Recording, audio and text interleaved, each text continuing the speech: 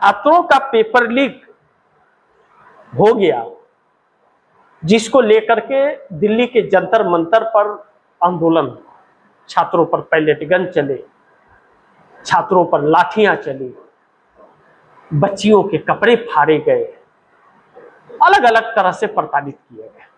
सरकार ने एक दमन का रास्ता निकाला था, जबकि उन बच्चों ने अपना हक मांगना चाहा, शिक्षा मंत्री का इस्तीफा मांग रहे थे।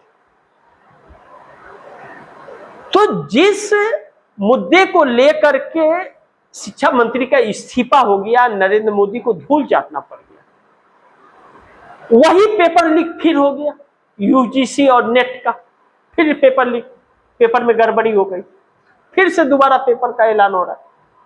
तो यह जो बच्चों का हरासमेंट हो रहा है और सरकार आदत से बाज नहीं आ रही है, तो फिर मोदी के खिलाफ पूरे देश में जेन जी और जेन अल्फा ने और भी तेजी से और मजबूती से मोर्चा खोल दिया। इस मोर्चे से अब जो मोर्चा खुला है, पहले कि जेन जी का था तो इन्होंने लाठी बरसा दिया, पैलेट गन चला दिया। अब जेन अल्फा है तो आप तो लाठी भी नहीं चला सकते हो और आप पैलेट गन भी नहीं चला सकते हो। और वह जिद्दी है, बारिश में भी बैठे हुए, सड़क पर बैठ जा रहे हैं, डीएम ऑफिस में बैठ जा रहे हैं और कह रहे सीएम को बुलाओ, और प्रशासन का हाथ पांव फूल रहा है। क्या उन्हें जेल डालेगी? सरकार ने एक फरमान जारी किया, वह फरमान है कि स्कूल में किसी को भी फोटो खींचने के लिए इजाजत नहीं है।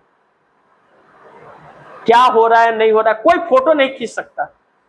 बाथरूम है या नहीं है, पानी है या नहीं है, बच्चों को कुछ हो जा रहा है, कोई फर्क नहीं पड़ता, फोटो नहीं कोई खींचेगा। और ना तो कोई वहां जाने की किसी को इजाजत है। अपनी चोरी छिपाने के लिए फरमान जारी कर रही है, लेकिन अपने आप में सुधार करने के लिए कुछ भी जारी नहीं कर रही है।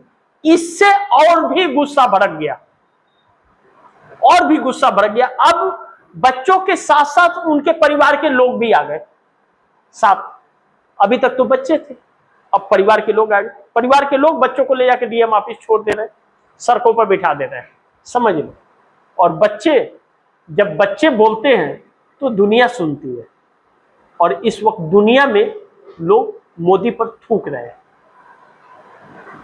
ऐसी भी सत्ता कोई सत्ता है? अब इन सबके बीच जब जेन जी और जेन अल्फा ने दोनों ने मिलकर फिर से मोर्चा खोल दिया, तो राहुल गांधी ने भी मोर्चा खोल दिया। और राहुल गांधी का मोर्चा तो 12 सालों से चल रहा है। और राहुल गांधी तो जेन जी के साथ थे, और जेन जी का पेपर लीक हुआ था उसी समय से राहुल गांधी जेन जी को लेकर के सक्रिय हैं। वह लगातार संवाद कर रहे हैं, यूथ कांग्रेस लगातार सड़कों में है। बाकी जेन जी तो बाद में आया। तो ऐसे में राहुल गांधी की उस बात का याद आता है जो उन्होंने अपने बयान में दिया था। राहुल गांधी ने कहा था, मोदी सरकार को जेन जी का सामना करना पड़ेगा, वह भाग नहीं सकते, करना पड़ेगा, और जेन जी सरकार गिरा देगा और मोदी का इस्तीफा भी करवा देगा। आज उसी सिचुएशन में मोदी खड़े हैं। इसकी कल्पना मोदी ने नहीं की थी। मोदी ने कल्पना नहीं की थी कि यह पल भी मोदी का आएगा। अब जब मोदी ने कल्पना नहीं की थी कि यह पल आएगा और वह पल आ गया, तो फिर सत्ता जाने का डर सताने लगा है। सत्ता जाने का बहुत महत्वपूर्ण बिंदु यह है कि भाजपा और एनडीए में हलचल तेज हो गया है। एनडीए के लोग साथ नहीं दे पा रहे हैं, कुछ बोल नहीं पा रहे हैं, बयान नहीं दे पा रहे हैं। भाजपा के लोग कुछ नहीं बोल पा रहे हैं। जो बोल रहे हैं उनका कोई वजूद नहीं है भाजपा में, और कोई क्रेज नहीं है जनता में। वह अपने दम पर अपनी सीट नहीं जीत सकते, वह लोग बोल रहे हैं, तो उनकी बातों का वजन ही नहीं है।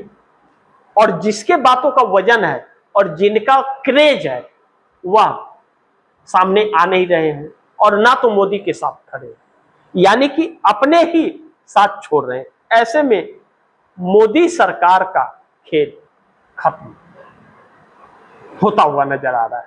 अब जब मोदी सरकार का खेल खत्म होता हुआ नजर आ रहा है और मोदी ने कल्पना ऐसी नहीं की थी, तो इस देश के अंदर जो भारतीय जनता पार्टी को अपना वजूद बनाने में सालों लग गए, नरेंद्र मोदी ने मात्र 1 से 1.5 महीने के अंदर नरेंद्र मोदी का 25 साल का कैरियर और भाजपा के वर्षों की मेहनत और आरएसएस के 100 साल की मेहनत को नरेंद्र मोदी ने कूड़े के ढेर में पटक दिया और वह अंत की तरफ बढ़ रही है अब भारतीय जनता पार्टी।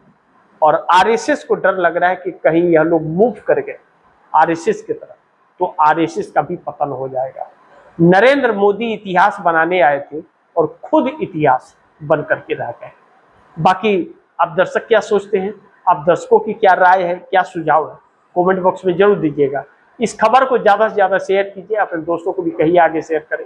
और आपने अगर टीवी TFD न्यूज़ 24 को सब्सक्राइब नहीं किया, सब्सक्राइब कर लीजिए, अपने दोस्तों को भी कहिएगा सब्सक्राइब करें। मिलते हैं अगली खबर के साथ, तब तक के लिए नमस्कार।